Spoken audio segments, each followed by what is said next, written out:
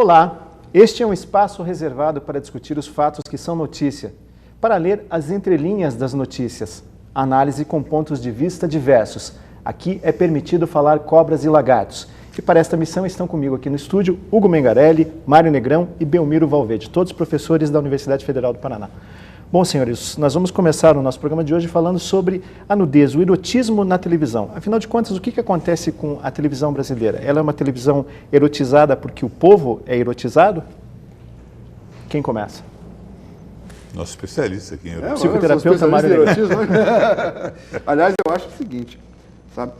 A minha dúvida é se o povo está erotizado ou se toda essa nudez está aparecendo porque o erotismo está mudando de cara.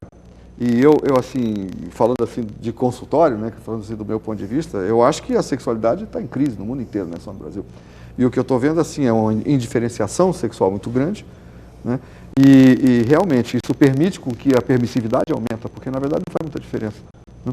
Então a pergunta é assim, será que essa nudez na televisão é um reflexo do erotismo ou será que é um reflexo da falta de erotismo, né, da falta do significado da nudez, né? É uma pergunta que eu faço para os outros, o que vocês acham? Eu acho que, à medida que a nudez vai aparecendo na televisão, ela vai sendo banalizada, né? Porque a primeira vez que você vê uma pessoa nua, você causa um impacto. Depois que você vê todo dia, você vê, o ginecologista não se emociona com isso, né? Porque ele vê todo dia e toda hora e vê num sentido profissional, né? Então, eu não sei. Para mim, eu acho que o espaço que se criou para nudez e pseudo-erotismo na televisão é justamente a indiferenciação sexual nossa e a nossa grande dificuldade sexual. Professor Belmiro?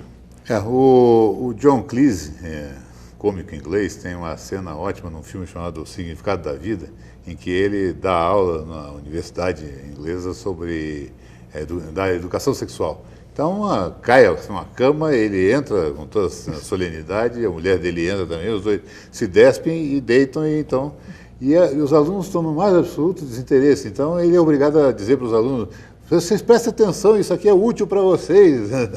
E, de certa forma, eu penso como o Mário, eu acho que o erotismo está de tal forma banalizado que hoje em dia já não tem mais aquele sabor que havia, né, da descoberta, da coisa que você...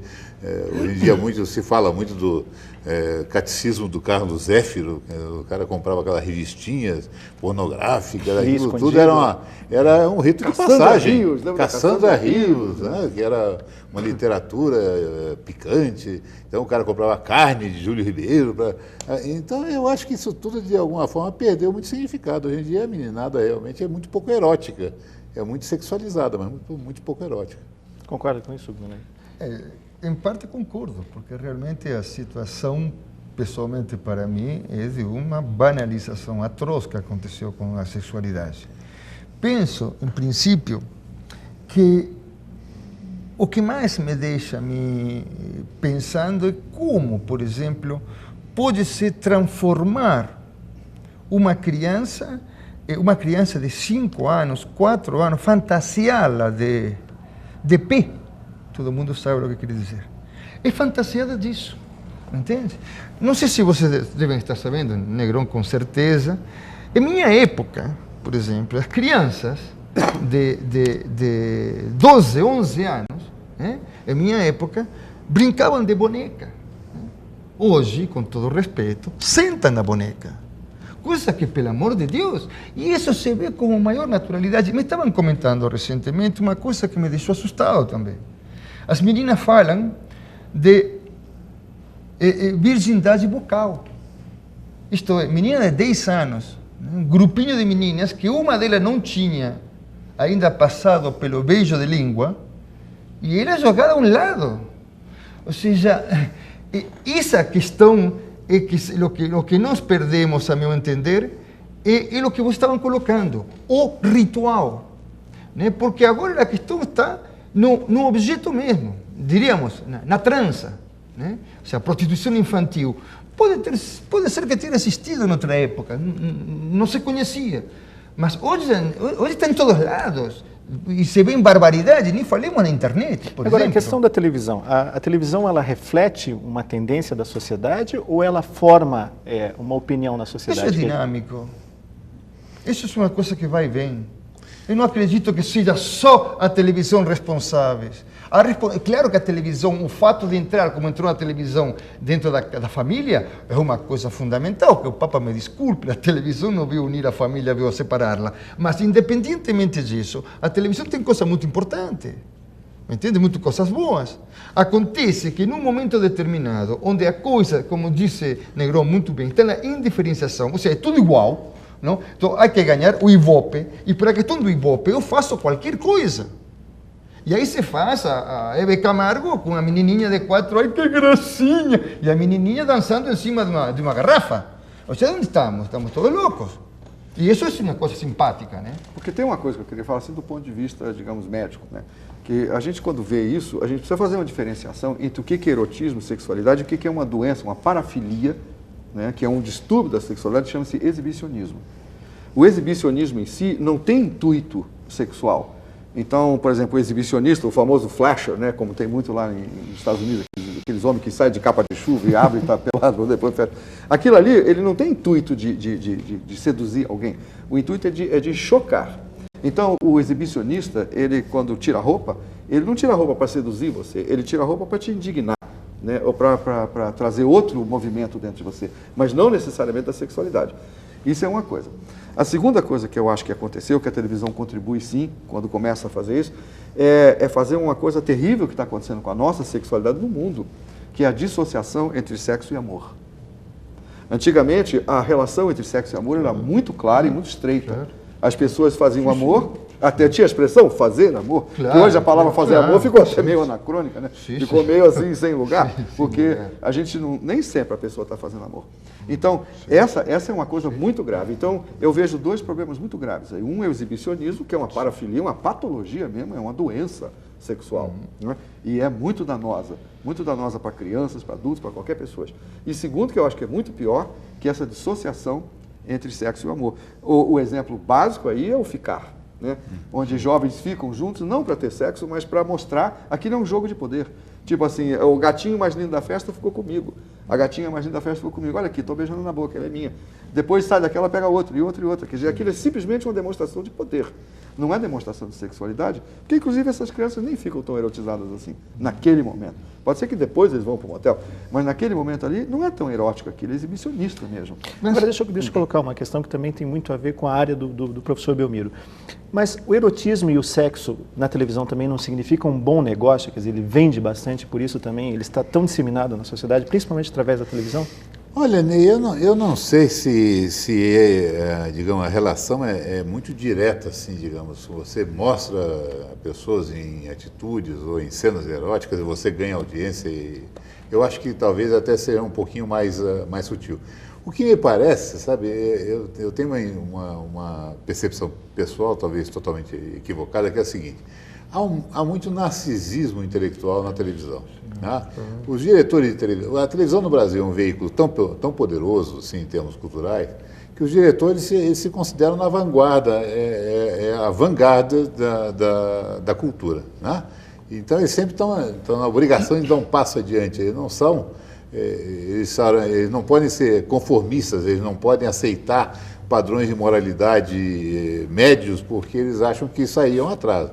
Então o cara sempre está dando um passo adiante. Quer dizer, você vê, por exemplo, algumas obras de dramaturgia até bastante bem feitas, como essa novela que acabou agora da Globo, em que o Manuel Carlos colocou, praticamente, juntou todos os problemas complexos que havia na sociedade e jogou. Lesbianismo de duas meninas de 17 anos, o problema de violência doméstica, o problema do amor da professora mais velha pelo menino mais moço, todas as fantasias sexuais, parassexuais, que ele podia, de alguma forma, mostrar adornamento, ele mostrou. No horário nobre. No horário nobre. Então, se você fizer um retrospecto, a Globo já mostrou no horário nobre tudo, até o bestialismo. Não sei se vocês se lembram que houve um personagem do Lima Duarte, chamado Sassamo Tema, que se apaixonou pela cabra. Pela cabra. Quer dizer, então, parece que a cada dia diz assim, o que falta mais para, como diziam os franceses, épater la bourgeoisie, né, para escandalizar a burguesia? Falta agora mostrar, sei lá, uma cena de que necrofilia. Então agora ataca aí uma versão moderna da Branca de Neve, e daí então, só que a Branca de Neve nua, possivelmente. Né? Então eu acho que não é muito uma relação comercial, é muito mais uma tradução desse narcisismo cultural e comercial ao mesmo tempo. Agora, você usou uma expressão aí extremamente inteligente, extremamente feliz, né? Que é a história do narcisismo. Que aí tem uma história para a gente contar aqui, que é o desenvolvimento sexual de uma pessoa. E isso mostra que, como você falou, a televisão está numa fase muito regredida, que é o sexo narcísico, que é assim. O primeiro sexo que toda pessoa tem na vida é narcísico, que o primeiro sexo que todo mundo tem é consigo mesmo. Né? E demora muito tempo, né? Demora muito tempo para a gente quebrar esse narcisismo secundário, como a gente chama, né? Que é o sexo ligado ao narcisismo. Você vê, no primeiro é de autogratificação.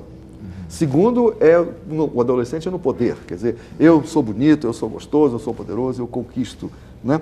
Enquanto um ser humano não ultrapassa dessa fase, quer dizer, usa suas conquistas sexuais como autoafirmação, ele ainda está no narcisismo secundário. O fazer amor, a sexualidade está madura quando ela escapa do narcisismo. Quer dizer, quando um homem ou uma mulher ficam juntos, ou dois homens ou duas mulheres ficam juntos de sexo agora, não por nenhum outro propósito, a não ser por amor e por prazer mútuo. Então, essa é a divisão, é a coisa que divide as águas aí. Né? Quando a sexualidade... o que divide as águas, é a diferença, é o que faz a diferença entre três termos que eu acho que a gente tem que deixar bem claro. A diferença entre erotismo, né, pornografia e exibicionismo. Que são três entidades totalmente diferentes. Quando é regredido, nós somos todos exibicionistas e pornográficos. Né? Quando nós desenvolvemos, nós não estamos mais colocando o nosso ego em jogo, quer dizer, não é o ego que vai para a cama, é o nosso desejo, a sexualidade, aí nós podemos dizer que nós temos uma sexualidade madura. Né? O mais grave para mim é que nós estamos regredindo ao autoerotismo, denominado, por exemplo, como sexo seguro, sexo via internet. Sexo virtual. Sexo virtual. O meu mal... Agora mudaram o termo. Antigamente era chamado diferente. Mas agora mas professor Hugo, a televisão, na verdade, ela não vende essa ideia de sexo virtual. Quer dizer, você vende atores maravilhosos, atrizes maravilhosas, corpos Mas isso bonitos. sempre se vendeu. O cinema vendeu. Mas agora está se vendendo muito mais do que... Claro, porque a televisão tem uma penetração maior. Porque antes era apenas na novela das 10, depois passou para a novela das 8, agora da novela das 7, das 6 e agora se duvidar, e já está na Xuxa. Os Simpsons fizeram uma sátira com a Xuxa, que era uma apresentadora de televisão de um programa infantil, o Simpsons no Rio de Janeiro, que ela tinha um apelo erótico muito grande para crianças, né? Quer dizer, na verdade, claro, existe aí toda uma gozação em cima da história, mas ela tem um quê ela tem um apelo erótico para crianças, claro que guardadas as proporções. Sim, para terminar minha ideia que parti dessa forma de sexualidade segura ou virtual, como chamam agora, eu estava pensando também no que tinha colocado o Negrão, com o qual eu concordo, porque está muito claro essa questão, por exemplo, de que nós temos dissociado o amor, mas um amor simbolizado. E não, eu acho que o amor hoje está mais que nunca aí colocado, mas é o amor narcísico, o puro narcisismo, não o amor, que se eu estou equivocado você me corrige, Negrão, não o amor da construção de uma relação entre duas pessoas, né? Porque antigamente as pessoas até se casavam sem se conhecerem, e para chegar à primeira relação demorava um tempo, mas quando chegavam com tudo, porque tinham construído nesse andar. Caminante não há caminho, se hace caminho al andar, disse Antônio Machado, né? Caminhante, não há caminhos, se faz caminho a andar. Então, isso não existe hoje. Por isso as turmas casam e duram 4 meses, 5, como estão separados. Acabou o espelho, porque o narcisismo é especular e é mortífero. Você não disse, mas você sabe que Eco ficou chamando a Narciso para quê? Para nada, porque Narciso estava apaixonado com sua própria imagem no lago e morre junto à sua própria imagem. Isto é mortífero. Então, você coloca a questão da sexualidade como diferença, coloca a sexualidade como uma coisa na qual, bom, a morte está presente, né? Porque um ato sexual, o que está significando? O ato sexual em sua essência, significa a procriação. Logicamente que no caso do homem, não, Lacan disse que a relação sexual não existe, né? E eu sempre falei, é verdade, a relação sexual é como completude do homem e da mulher, mas o que sobra é o coito. É verdade, sobra coito, mas esse coito remete necessariamente sempre à morte, né? Então, e você coloca uma questão que nós vemos como na Europa, por exemplo, hoje, cada vez nascem menos crianças. Na China botavam prêmio para quem não tinha muito filho. Agora na Europa estão premiando as pessoas para terem filho, porque está baixando, né? Ou seja, tudo isso é uma questão que, sem dúvida nenhuma, está colocada para mim, em primeiro lugar, em um deslocamento da mulher diríamos, de uma posição, poderíamos dizer, mais perto do feminino para o mais perto do masculino.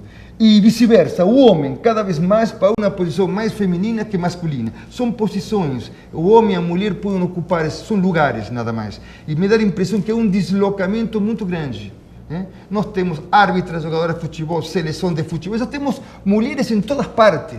Isso 30 anos atrás teria sido impossível de pensar. Alguém mais quer fazer uma colocação antes de terminar esse bloco? Eu quero só fazer uma ressalva, o seguinte. Eu acho, por exemplo, a nossa posição de brasileiros até, em relação à sexualidade, em relação a essa malícia, muito divertida. Eu acho muito mais são isso do que você nos Estados Unidos, por exemplo, que você tem a história do assédio sexual. Porque ninguém consegue namorar uma colega de trabalho sem primeiro assinar um consent form. Primeiro tem que assinar, porque senão sofre um processo. Então eu acho que é muito mais espontâneo. E, aliás, vejo a educação que meus filhos tiveram, e vou ver dos meus netos, por exemplo, e com muito mais satisfação que eu tive a minha, que era muito reprimida. Mas, de certa forma, eu acho que isso, nos meios de comunicação, foi transbordado. Nós, hoje em dia, somos só, praticamente, sexualidade, né? Agora, tem uma coisa que eu acho também, que a gente analisa tudo isso do ponto de vista analítico, tudo isso está muito sério, mas tem uma coisa também. Eu acho que muito do que acontece na televisão de sexualidade é uma demagogia neoliberal nossa, né? De deixar com que novidades aparecem só porque são novidades, né? Então você deixa uma pessoa nua na televisão, não porque você acredita, porque deixar é uma coisa diferente, chocante, você parece um liberal, né? Porque você está fazendo isso. Então tem uma demagogia neoliberal muito grande em relação a isso, que se junta com a violência. Desculpe sem querer falar demais, mas o Roberto da Mata que tem uma imagem boa, né? Ele diz assim, o brasileiro é um para dentro da janela e outro para fora da janela, né? É o brasileiro da rua e o brasileiro de casa. Em casa ele é super conservador, para fora ele é super liberal. É um neoliberal. Dos outros. Rapidamente, para rapidamente, o que estavam colocando agora os dois, principalmente Negrão, o fato de dar a impressão que em cada geração se está descobrindo o sexo, como se papai e mamãe, vovô e vovó só faziam papai e mamãe. Entende? Ou seja, parecesse que toda geração traz alguma coisa nova. Não se inventou nada nesse campo. O problema é que esse campo hoje chegou ao que chegou pela mídia, né? E pelo marketing de trás, porque isso dá grana. Estava vendo um artigo hoje sobre, por exemplo, os grupos G, B, S. Não? GLS. Gay, lésbicas e simpatizantes. O Gillette. Bom, então, mas vamos encerrar esse bloco. Papai e mamãe acreditavam em cegonhas. Nós vamos fazer um rápido intervalo e já voltamos. E Gillette era só para fazer a barba, Cobras e lagartos.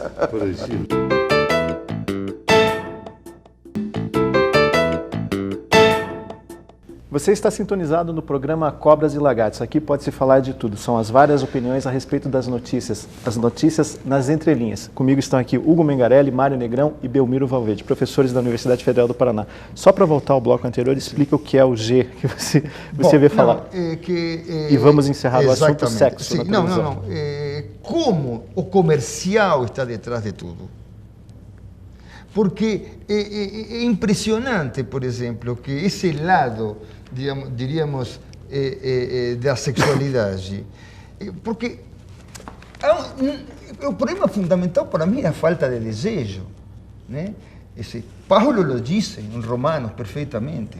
Se não conhecesse a lei, eu não conheceria o pecado, entende? Mas como já não há pecado, não há mais lei para o desejo.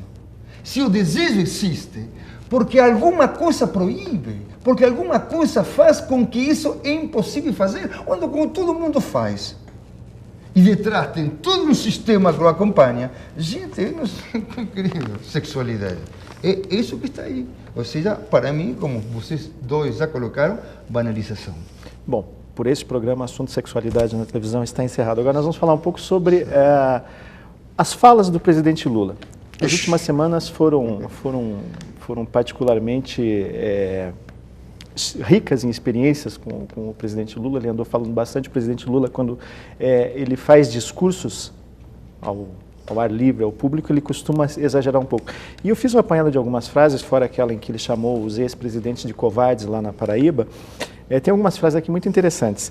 Não tem geada, não tem terremoto, não tem cara feia, não tem Congresso Nacional, não tem poder judiciário. Só Deus será capaz de impedir que a gente faça esse país ocupar o lugar de destaque que ele nunca deveria ter deixado de ocupar. O que acontece com o presidente Lula quando ele fala para o público? Ele é o Lula autêntico ou não? Ele apenas está fazendo marketing? Vou começar com o professor Belmiro. Olha, eu tenho a impressão que o político se deslumbra, né? Porque, em primeiro lugar, está falando, o que ele fala tem um peso específico muito grande, né? E então ele corre o risco, inclusive, de dizer muitas obviedades, aquela história que o Bernard Shaw dizia, né? Você disse coisas novas e importantes. O que é novo não é importante, o que é importante não é novo. Quer dizer, a maior parte que você vê o Lula dizer é coisa mais do que sedista, todo mundo já sabe, está cansado de saber. Mas tem um peso específico, né? Eu prefiro o Lula falando no coloquial. Por exemplo, ele ontem falando ele vai lá e faz o trabalho que o cara está fazendo, um trabalho bruto, daí diz assim: ô rapaz, tu tem que fazer isso o dia inteiro. Ele está dando um testemunho e dizer, puxa, mas você sofre, né? Agora, quando ele resolve botar uma máscara de estadista, assim, coloca um ar mais impostado, eu acho que fica muito artificial nele. O forte dele é exatamente a linguagem, a empatia, né?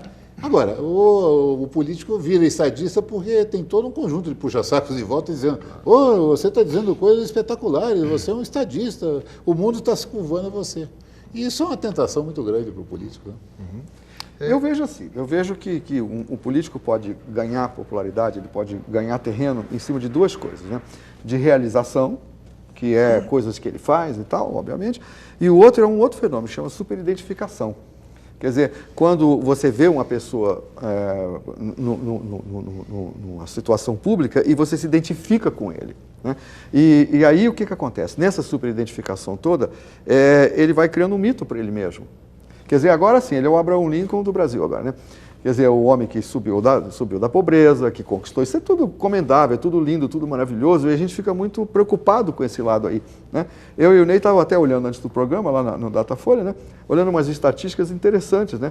Que existe uma discrepância muito grande na nota que o brasileiro dá para ele como presidente, como pessoa, né? Como pessoa, uma 60% da população, segundo o Instituto Datafolha, consideram o presidente Lula um ótimo presidente, mas o governo dele é aprovado por 42% desses mesmos entrevistados. Quer dizer, existe uma distinção existe uma distinção muito grande entre o homem e o governo, né? Isso diz tudo. Então eu fico pensando assim, o que nossas expectativas...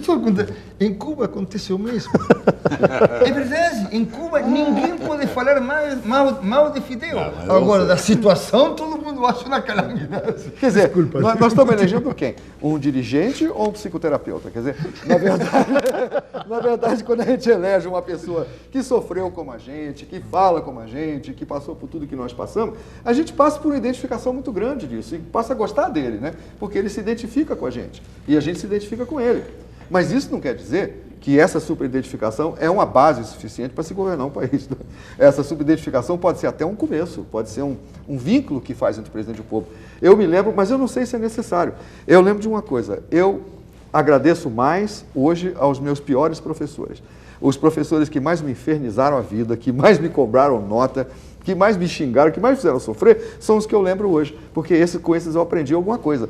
Os populares, o que eu me identifiquei, os que tinham cabelo comprido, na época que eu usava cabelo comprido também. Professor de educação física. Aqueles que a gente se identificava. Você lembra deles? Eu lembro de um que eu adorava, ele era todo riponga na época dos 60, que na época eu era riponga também, todo mundo era riponga.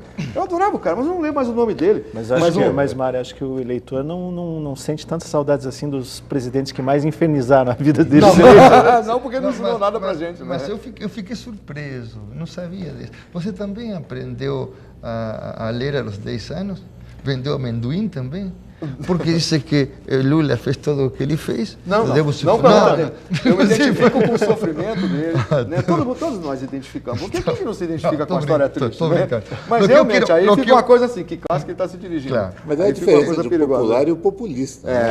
O Ademar de Barros, hoje em dia ninguém conhece mais, foi o governador de São Paulo, tem uma história deliciosa. Né? Era um homem riquíssimo, saía dos comícios de Cadillac, rabo de peixe, e dizia para o povo que estava assim na rua, pegando chuva, né? Meu povo, eu vou de Cadillac, mas meu coração vai a pé com vocês.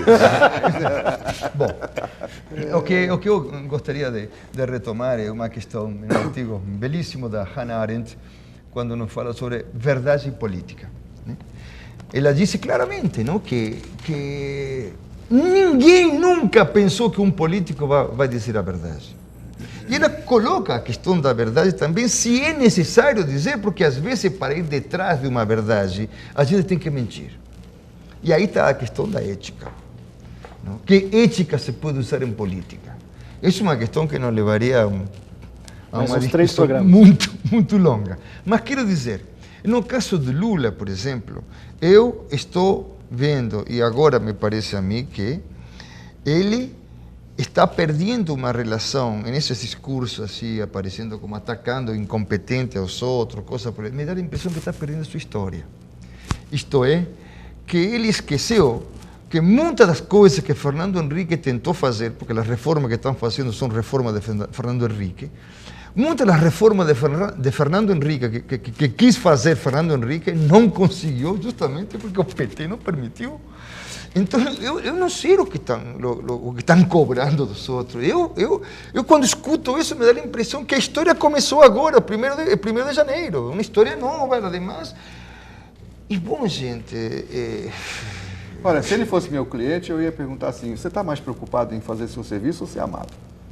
Não é? Sei, bom, mas...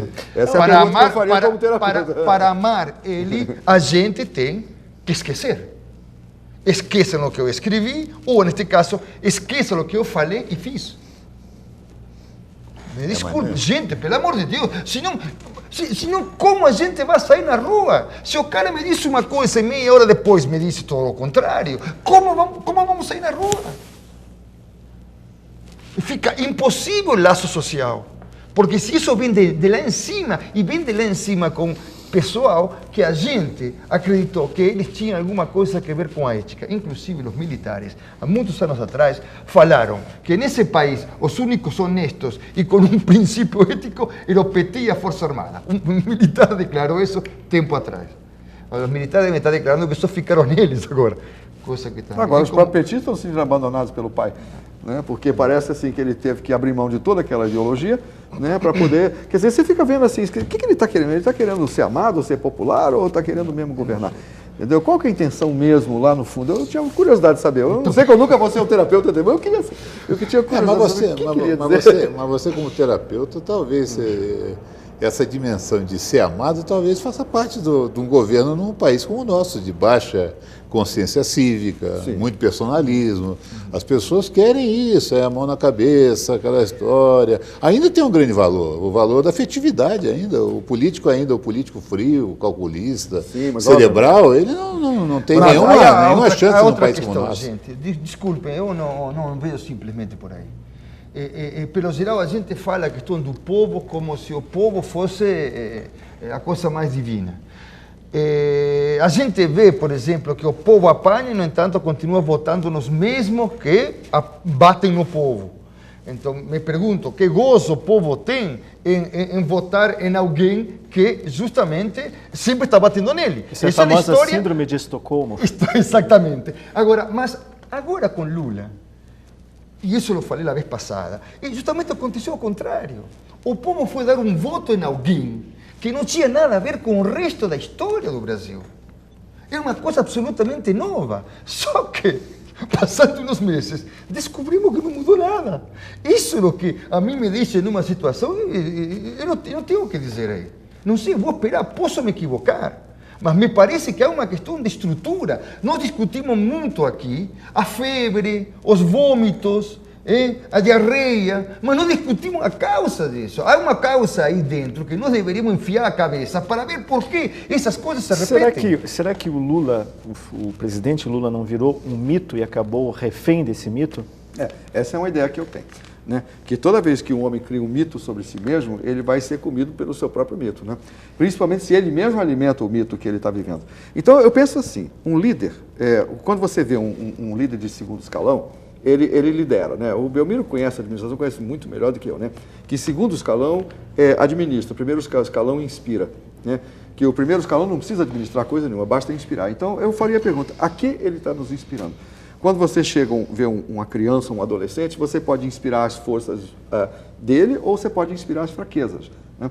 Eu lembro muito bem, eu sempre faço uma crítica a todos nós como pais, quando nós criamos nossos filhos, a gente cria eles pensando em estimular suas forças ou de ressaltar suas fraquezas. Né?